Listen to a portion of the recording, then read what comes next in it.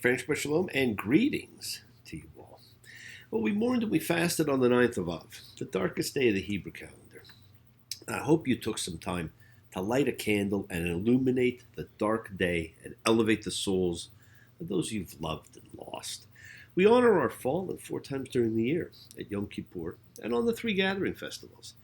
But we can do it any time. So whenever you can, light a candle and help illuminate the world around you.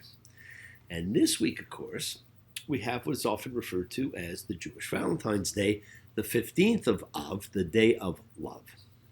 And as I've said before, shouldn't we work to make every day a day of love?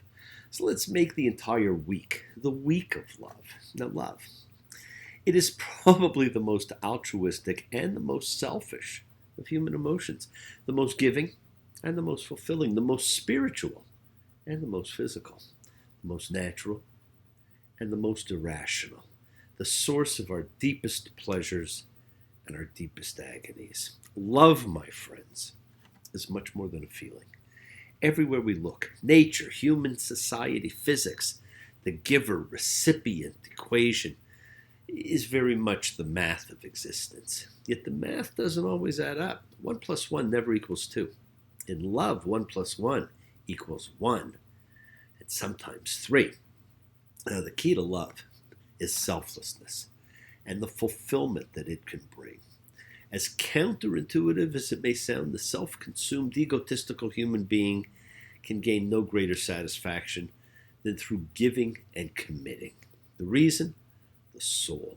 The soul's selflessness is as great as the body's selfishness. Love, my friends, is the language of the soul, and it transcends everything else. I'm in the mood for love, simply because you're near me. Funny, but when you're near me, I'm in the mood for love. Heaven is in your eyes, bright as the stars were under. Or is it any wonder I'm in the mood for love?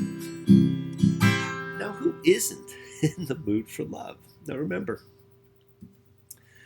love is all around you. Just take advantage of it. And every week we devote some time to the unification of sacred time and sacred space, and that's our loving of the universe back. When we get together, in our time to be compassionate, sharing, and caring, it's in the nature of man.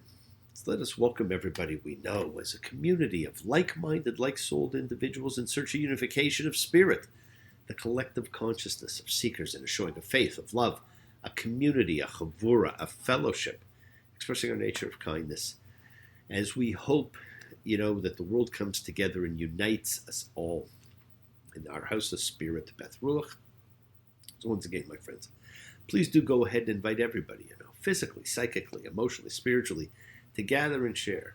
From Psalm 133, the Hine Matov, come together. Hine Matov, Shevet Ahim Gam Yah. Hine Matov, Shevet Ahim Gam Yah. How good, how pleasant it is for brothers and sisters together. Community, community, community, together. Because as a community, my friends, we need to get together and we need to spread love, goodwill, and fellowship to the world. Remember, this is you're sending out some of the goodwill that we all generate. We all do generate it. We send it out to the universe where it'll do the most good. And that sacred time and space was designed to be on the Sabbath when we cease our day-to-day activities, spend time with family, friends, loved ones.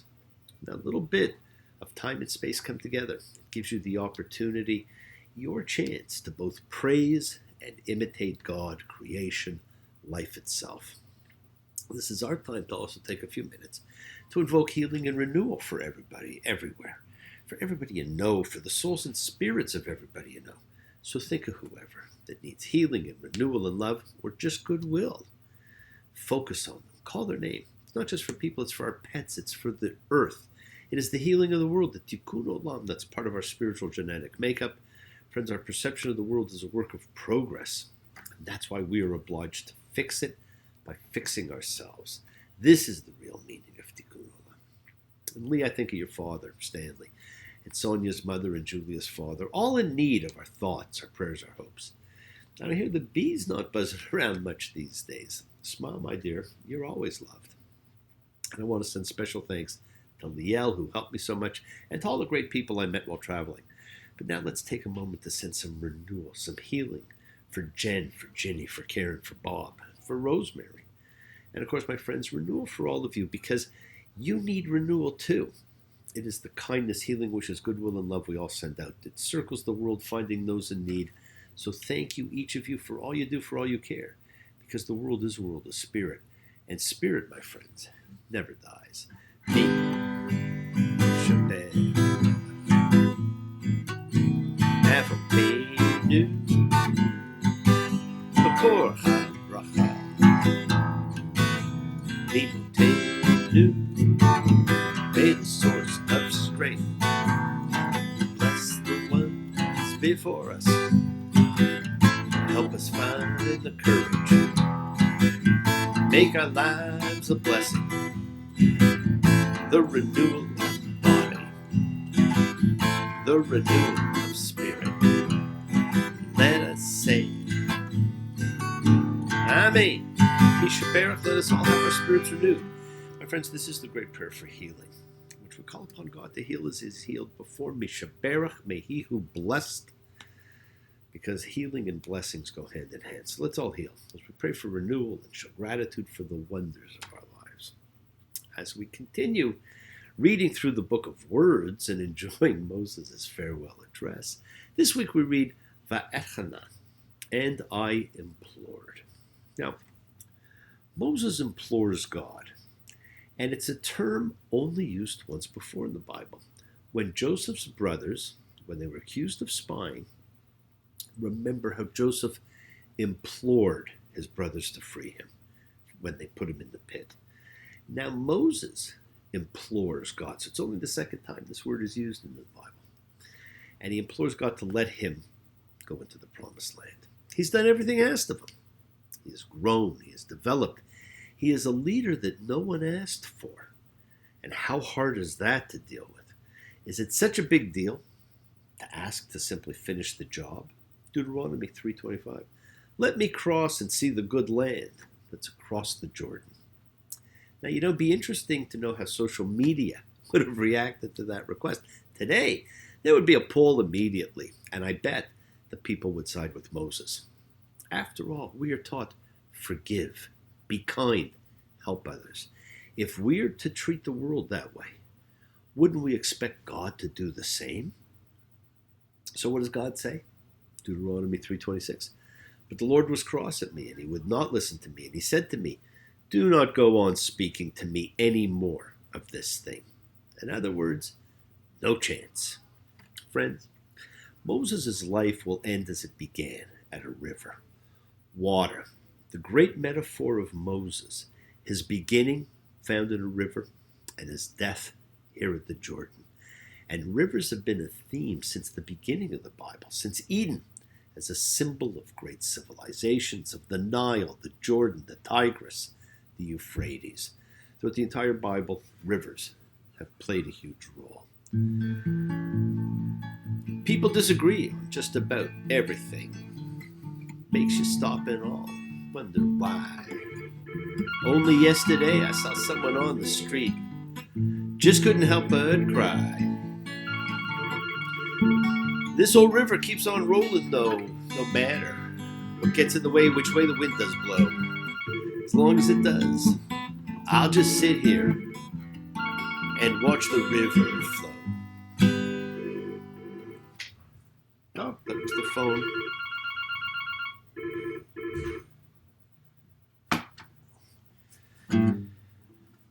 And like a river that ebbs and flows, I want you to notice words and themes wind from Genesis through Leviticus and Numbers into Deuteronomy like threads through a fabric. And there's another theme that will develop in this book. It is a theme of choice and of opposites. Deuteronomy 4:1. And now, Israel, listen to the laws, to the judgments that I'm teaching you to do, so that you'll live.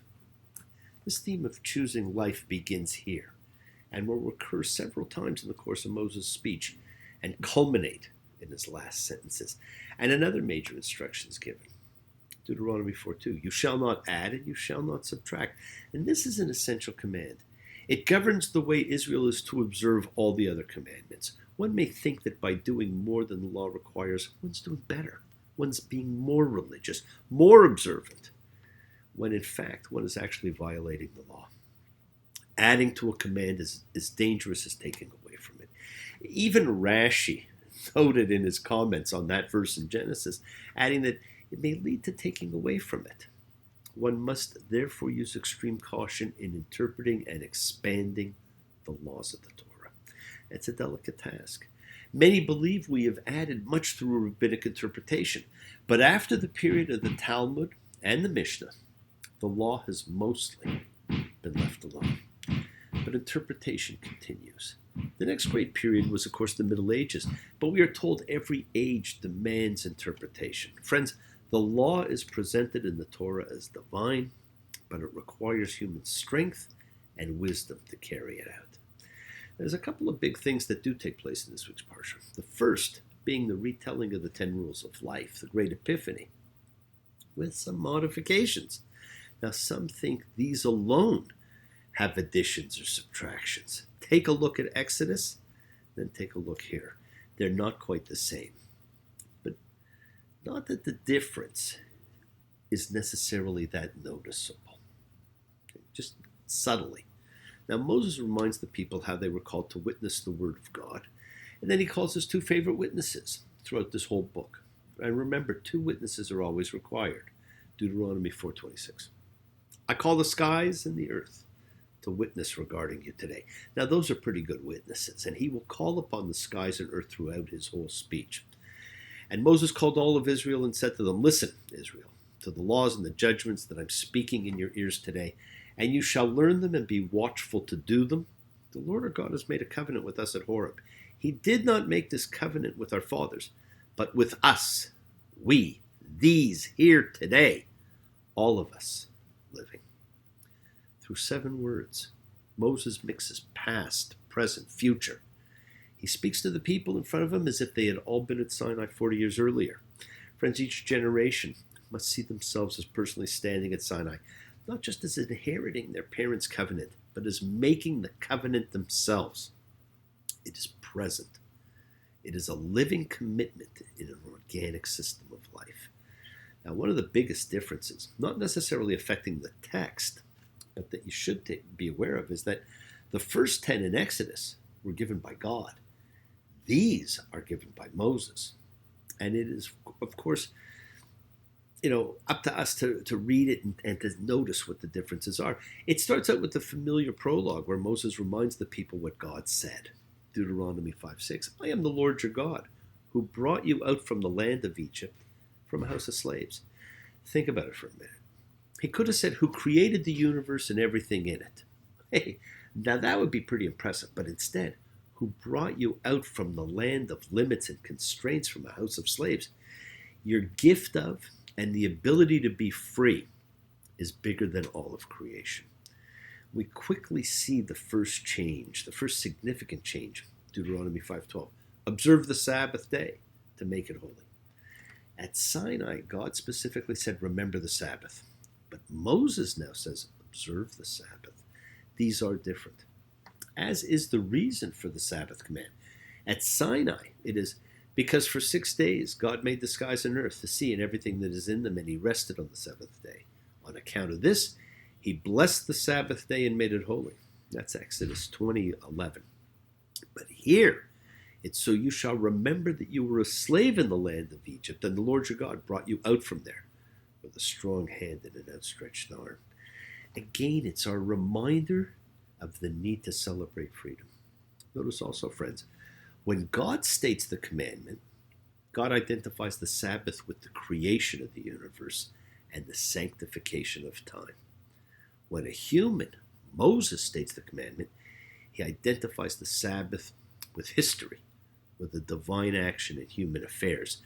The Sabbath then comes to have both dimensions, cosmic and historical. And there's actually a Dead Sea Scroll text of Deuteronomy which combines these and gives both reasons for the Sabbath. And that's really quite a fascinating find. Read them, spot the differences. And over the years, what you'll notice is commentators have made comments about what they think about the Ten Commandments in general, and they often guess which one are the most readily broken. And statistics have shown that they believe the seventh and the 10th are the most broken, coveting and adultery. With adultery being considered the worst, because the danger of adultery is that it so readily leads to others, like lying, and because it is considered the commandment that good people break. Then temptation is extraordinary and the potential for hurt is substantial. But they are all easy to follow and they form a foundation for moral choice. So take a look and see what the differences are between them in Deuteronomy and in Exodus. We then get the most important single piece of liturgy in Judaism, the ode to monotheism. Deuteronomy 6:4. Listen, Israel, the Lord is our God, the Lord is one, and we all know it as the Shema. Shema Yisrael, Adonai Eloheinu, Adonai Echad. Shema Yisrael, Adonai Eloheinu, Adonai Echad. Hear, O Israel, the Lord is God. The Lord is one. Now it's a simple 6-word prayer. Listen, hear everybody. God is God alone. Such a simple but powerful statement, and it is the ode to monotheism. Now, this prayer is to be found in the tefillin, both the ones wrapped on the arm and the ones in the head, worn once a day in the morning by observant male Jews. And it is the prayer housed in the mezuzah, found on most doors of Jewish homes and businesses. And it promotes this book of words with its reminder to listen. In fact, forms of this word, which in Hebrew is Shema, listen, occurs over 80 times in Deuteronomy. Friends, this emphasis on listening goes together with the title and theme of the book, Words. It's Moses' speech to man. The great events of creation, patriarchs, Exodus, Sinai, the wilderness, they're at an end. What remains now is the words, the story of what happened and the commandments to be fulfilled. Israel's task now and its future generations is to listen. Yes, my friends, the world is sacred. So is everything in it. Express your gratitude, light a candle, make a wish, celebrate your life and the lives of those you love. Share your feelings with them. Live free, be free, honor your freedom, be well, be happy, be blessed. Share and honor the light and all who live in the light and continue to shine. Continue to send everybody you know goodwill and love. Pray for peace and freedom for everyone, an end to terror and hatred. Remember, we are a community. We learn together, we celebrate each other, we love each other. We share this ride together, men and women equally. So let's send out love, not fear, send out peace, harmony, goodwill, healing to all who need it. And please do learn to forgive and learn to love, including yourself. Open your hearts and honor the relationships of your life. Tell those you love that you love them. Take advantage of the time you have and enjoy your journey. We take the twists and turns and the patterns that weave through the fabric of our lives in our efforts to grow, to learn, to be, to love. So please do love. Now bless you all. Have a fantastic week, a week of love and light, a week of peace, a week of miracles. Examine your intentions and use them to imprint your will on the universe. We set in motion all that happens. Our intention, our kavanah, our cause, our effect, everything is linked together, my friends. As I've said, you always have time to forgive and to be forgiven. And you have the knowledge of what's good and bad. So acknowledge what you have done wrong to yourself, to God, and to anybody else. And ask forgiveness, but do so with sincerity, with accountability and vulnerability. Forgive those who've hurt you as you learn to be forgiving and compassionate, because the secret of forgiveness, compassion, and peace is in acceptance. Can you accept yourself, others, the world just as they are? Can you accept life just as it is without trying to control it? If you do, you can experience the peace that acceptance brings. So do not stop your journey and keep on dreaming. Keep on being, keep sharing, keep shining, keep teaching, keep spreading joy and goodwill. Do not follow fear, follow love. It's always there in front of you. And remember to have faith and unwavering adherence to principle, just as I have faith in the principle of love in all of you. Act with purity of heart and mind. Despise none, defraud none, hate none. Cherish all. Honor every child of God, every creature of the earth. May all people know peace in this year, and may you nurture kindness and love everywhere. Work to be present in the body. Expand the heart, quiet the mind, because the deepest source of power lies in consciousness and the ability to be mindful, to be aware, to be present in all of life's circumstances. So make the most of your time in this life. Continue to touch and transform lives around you, because you're never alone. You're forever blessed and have the ability to bring blessings to everybody you meet, health, love, and renewal to everybody you come across. We're all energy, and energy cannot be destroyed. It can only be transformed. Your words are your power to transform, to love, to bless. So be generous and bless others and bless yourself, and love with the heart. We're all part of a greater whole. Embrace love, not fear, forgiveness, not anger. Be there for someone, because someone's always going to be there for you, whether you know it or not. Continue to explore faith and belief, and never accept shame as a natural state. Whatever you feel, others have felt. Whatever you've experienced, others have too. We share together, we learn together, we help each other. We're each of us trying to find love and acceptance and support. We all have or could have that special someone in our lives, so find them. Tell them what they mean, and remember, you're never alone on your journey to your promised land. You are being watched out for. So always be kind, keep forgiving those you need to forgive, and keep asking forgiveness from those you need to ask forgiveness of. Do not get caught up in fear. Forgiveness comes from acceptance, and that brings peace. And peace, my friends, will last forever. So enjoy the week. Continue to imprint your will on the universe. Continue to enjoy love and freedom. And remember, friends, pay attention to your words. They have a profound effect. And be there to help others. Never to take solace in their problems. And that's what sometimes, quite often, people do. Yesterday, I went downtown and saw an old picture show. And the hero got a pie in the face. Didn't like that, and he stormed around the screen. But everybody else was laughing in that place. That's 'cause it ain't hard to get along with somebody else's troubles. They don't make you lose any sleep at night. Just as long as fate is out there bursting somebody else's bubble, everything's gonna be alright. You know what? If somebody else's bubble is being burst, my friends, it's bursting yours too. Shabbat shalom. Have a great week. Celebrate love and blessings to you all. Take care.